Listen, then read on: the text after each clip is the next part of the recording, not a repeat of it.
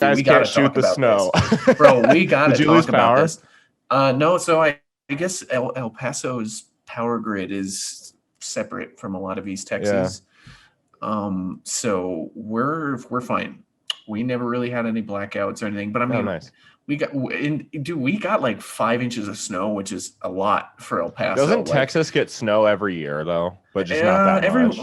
every once in a while we'll get like a half inch. You know what I Yeah. mean? Like, it's nothing too crazy. So, but 5 inches is like a lot for El Oh, that's Paso, man. insane. Yeah. I mean, If that's honestly, that's a lot here. I Like, was worried about it sticking to the ground because the city of El Paso literally has no snow removal services for the yeah. city at all.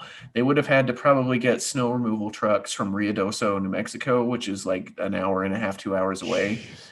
Jeez. Yeah, yeah, dude. Like, we would have been kind of fucked. Plus, like, the houses here just aren't built for snow. You know what I mean? We're in a fucking desert, like Yeah. that gets up to 100. The worst thing we're worried about is it getting up to 115 in the day and like that killing power. Like, Yeah.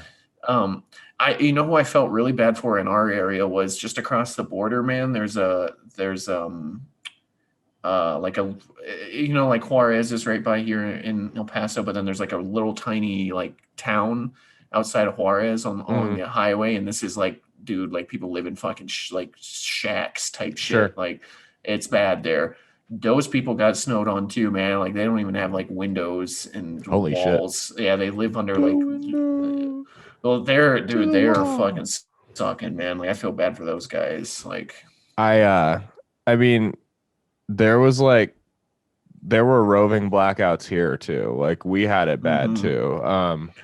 But we don't have as much of an excuse as you guys do. I'm like, dude, like, yeah, I get it. It was cold for, it was a little bit worse than You it guys got normally hit is. by way more snow and way colder temperatures though. Like, dude, We negative did, but 20 for our Omaha is fucking no, ridiculous. it Like, is, but our grid should be prepared for that. Like you we think? shouldn't be picky. Yeah, I think because we're in the Midwest, we should be prepared because we do get some really cold days every year. It's just, but Yeah.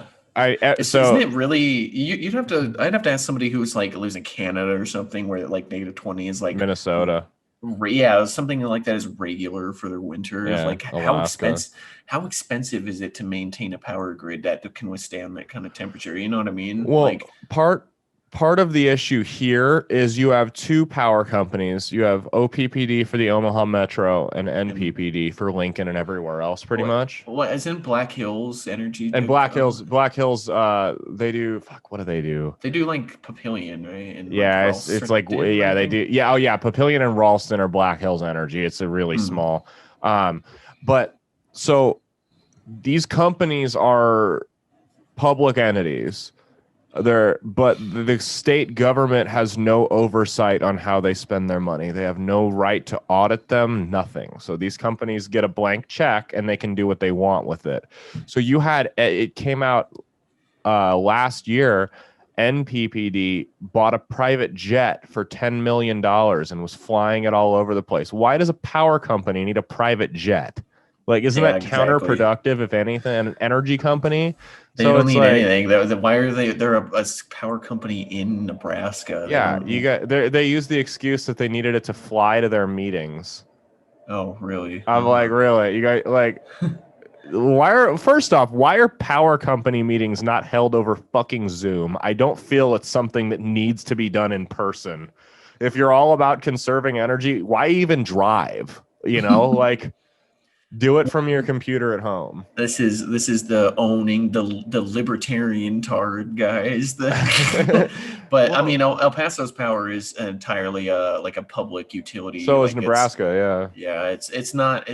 There's no private companies that do it. It's just the El Paso Power Company. Like, Yeah. it's an entire like public entity. Like, Yeah. so Fortunately, which means I'm pretty sure that their budget or like what they spend it on is directed by like their city council and yeah. stuff.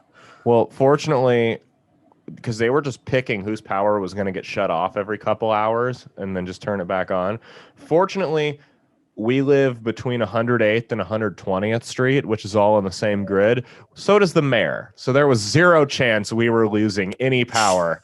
And I was like, shitty, man. And like yeah, the fucking, of course, Gene Stothart's yeah, not gonna fucking exactly. take her In fucking her couple hours of no mansion. power. Honestly, her Yeah. neighborhood probably sucks up more power than anyone else in the city.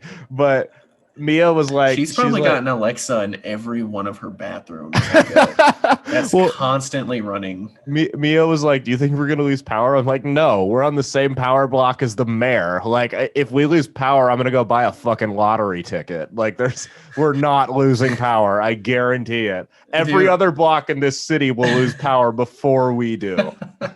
that's so crazy, dude. Omaha seriously is like, if you want to find like modern examples of like local government corruption, like a fucking cowboy movie, dude, like literally just go look at Omaha over the last like 50 years, pretty much over the entire existence of Omaha.